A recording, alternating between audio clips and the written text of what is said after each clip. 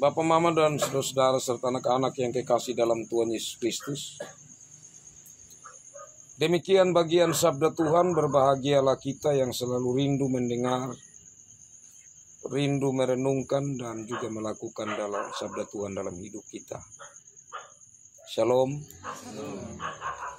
Saudara-saudara yang dikasihi Tuhan, hari ini adalah akhir perjalanan hidup kita di tahun 2024. Dan dalam sepanjang tahun ini, kita telah merajut berbagai kisah hidup. Ada kisah yang membuat kita tertawa bahagia. Ada kisah hidup yang membuat kita menangis sedih. Ada kisah hidup yang mungkin sulit kita lupakan. Bahkan membuat kita takut menghadapi hari esok yang penuh dengan misteri. Tahun 2024 ini telah mengajarkan kita banyak hal, seperti sebuah keberanian dan kegigihan untuk mengambil keputusan di tengah badai hidup yang kita alami. Kebahagiaan di tengah-tengah berbagai kekurangan yang terus memotivasi kita untuk tetap bersyukur atas hari-hari hidup yang sudah kita lewati. Bahkan dengan hati yang lapang untuk berani meninggalkan berbagai kegagalan hidup yang pernah kita alami.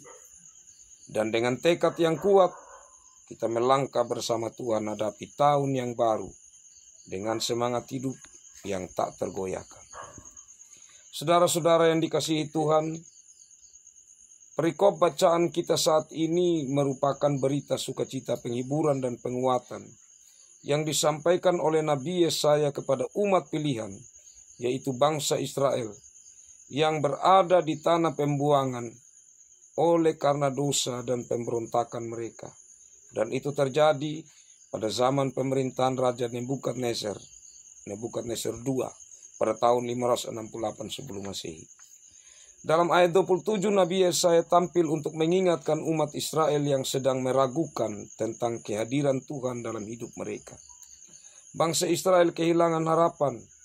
Mereka tidak diperhatikan dan merasa diabaikan pada saat mereka membutuhkan pertolongan Tuhan. Bisa dipahami umat Israel merasa sebagai umat pilihan seharusnya mendapat skala prioritas dari Allah. Tetapi malah diizinkan oleh Allah untuk mengalami kehidupan di tanah pembuangan dan mengalami berbagai penderitaan hidup jauh dari tanah air mereka dan kehilangan segala-galanya. Itu bukan hal yang mudah dan gampang bagi umat Israel untuk dilewati. Nabi Yesaya tampil menyampaikan isi hati Tuhan dan meyakinkan umat Israel bahwa Tuhan tidak pernah tertidur dan tidak pernah lelah mendengar segala keluh kesah umat pilihannya, karena mereka adalah milik kepunyaannya. Ayat 28. Allah selalu menopang mereka dengan tangan kasih-Nya. Dia Allah yang maha kuasa, maha tahu, yang jalan-jalannya tidak dapat diselidiki. Dia memberi kekuatan kepada mereka dikala mereka lemah dan tidak berdaya. Ayat 29. Ketika mereka berharap dan mengandalkan Tuhan dalam kelelahan oleh keadaan hidup yang mereka jalani, tidak hanya lemah secara jasmani tetapi juga lemah secara rohani. Melalui Nabi Yesaya, Allah berjanji memberikan kekuatan yang baru yang menyegarkan mereka di tengah-tengah kelelahan dan kelemahan, penderitaan, dan pencobaan. Bahkan mereka kemampuan untuk mengatasi persoalan-persoalan mereka, bagaikan Raja Wali yang terbang tinggi ke langit, dan kekuatan untuk berlari tanpa merasa lelah dan terus maju tanpa letih apabila Allah melangsungkan pertolongannya. Dan Allah berjanji untuk memberikan apapun yang mereka perlukan. Ayat 31. Saudara-saudara yang dikasihi Tuhan, berita sukacita yang disampaikan Nabi Yesaya kepada umat Israel yang berada di tanah pembuangan saat itu juga menjadi berita sukacita bagi kita saat ini. Di dalam kita mengakhiri tahun 2024 dan di dalam kita menyongsong tahun yang baru, tahun 2025. Dengan mengacu pada tema kita hari ini, melangkah dalam kepastian bersama Tuhan. Ada beberapa catatan sebagai bahan refleksi atau perenungan bagi kita dalam menyongsong tahun baru.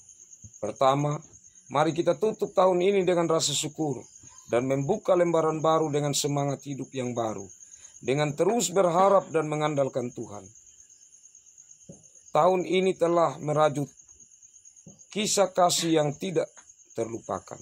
Dalam jalinan hubungan sebagai keluarga Kristen, ada kebahagiaan, ada sukacita, ada juga kepedihan, kesedihan, dan biarlah cerita tahun ini menjadi bagian yang tidak terhapuskan, dan kita sambut tahun baru dengan hati yang lapang dan tekad yang kuat untuk menjadi pegangan yang lebih baik di tahun yang baru.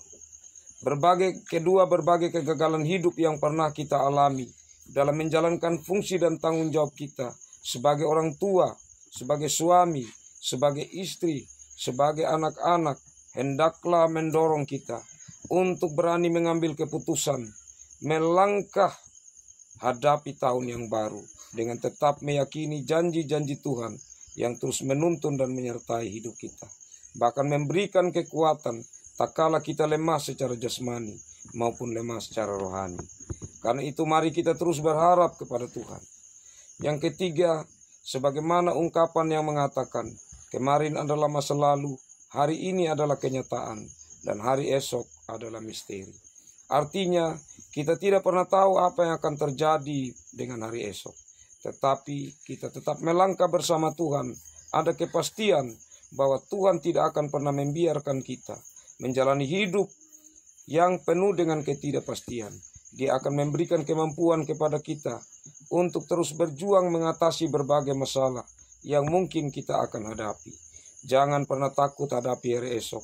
Yakin dan percaya, janji penyertaan Allah selalu ada dan selamanya ada dalam hidup kita, karena kita adalah miliknya yang sudah ditebus dan harga yang sangat mahal melalui pengorbanan Yesus Kristus yang menjadi Tuhan dan Juru Selamat kita.